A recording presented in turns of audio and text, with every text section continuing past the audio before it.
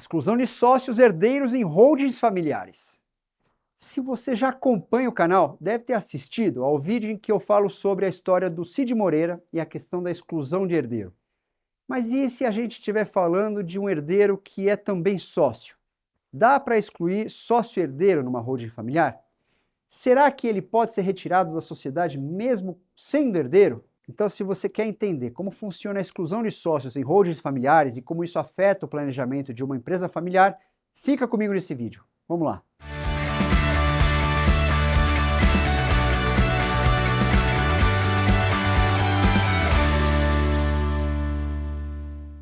Olha, um dos princípios fundamentais numa sociedade é a vontade de ser sócio, que em latim, eu não gosto de falar latim aqui, mas vamos falar, affectio societatis. E aqui a gente está falando daquele acordo inicial, aquela intenção dos fundadores de criarem uma empresa, de se unirem para tocar uma atividade empresarial juntos. É essa a vontade que mantém o grupo unido e permite que as decisões sejam tomadas em prol da sociedade.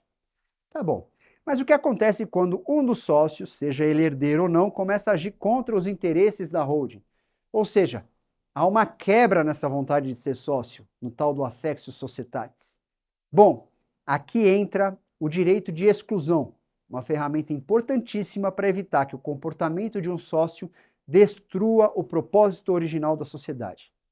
Vamos lá, na holding familiar, que muitas vezes reúne pais e filhos para concentrar o patrimônio e para facilitar o planejamento sucessório, pode ser incluídas no contrato social cláusulas de justa causa. Essas cláusulas, elas determinam as condutas que, se forem praticadas por algum sócio, justificam a exclusão dele.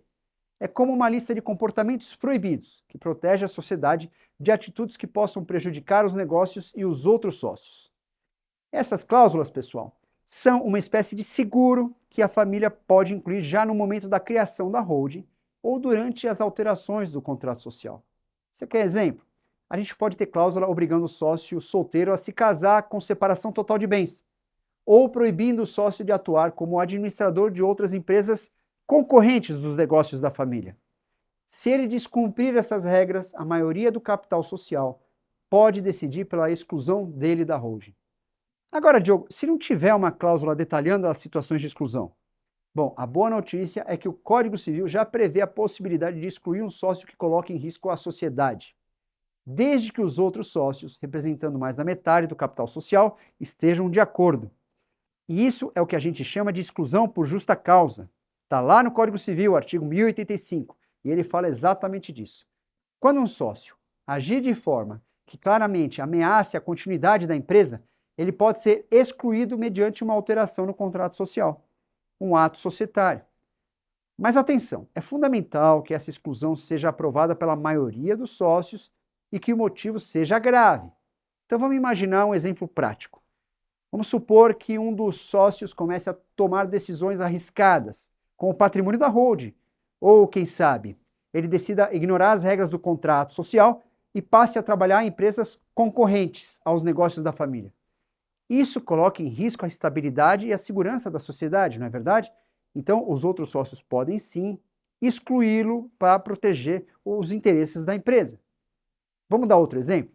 Imagina se um dos herdeiros causar um problema grave, a ponto de colocar o patrimônio da holding em risco. Nesse caso, mesmo sendo ele herdeiro, ele pode ser excluído para proteger os interesses da sociedade.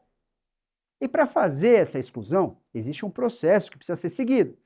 Então, primeiro você convoca uma assembleia, uma reunião de sócios, para discutir a exclusão desse sócio. Nessa reunião, o sócio em questão tem o direito de se defender.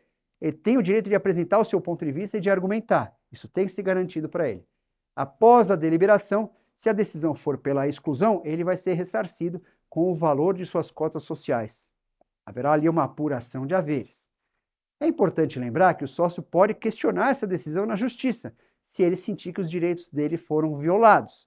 Mas a própria exclusão extrajudicial, aquela que não é realizada no ambiente da justiça, quando feita de forma adequada, é uma ferramenta legítima e pode ser mantida pela holding. Agora vamos entrar num ponto delicado, a diferença entre a relação familiar e a relação societária. Na holding familiar, a convivência entre parentes nem sempre é pacífica.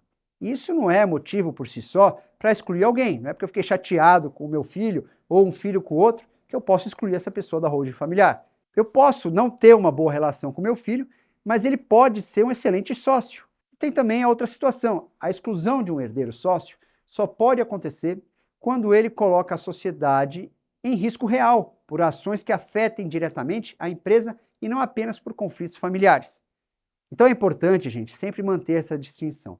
Para evitar problemas futuros, a melhor prática é sempre deixar as regras de exclusão claras no contrato social.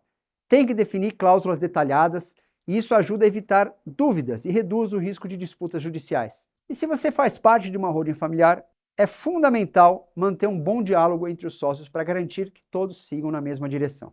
E aí, você já tinha pensado sobre isso? Você achou útil saber que é possível excluir um herdeiro de uma holding familiar desde que ele ameace um negócio? Se você tem alguma experiência ou dúvida nesse tema, comenta aqui embaixo nos comentários. E se você quiser mais conteúdos como esse, se inscreve no canal e ativa o sininho para não perder nenhuma atualização. Eu vejo vocês no próximo vídeo.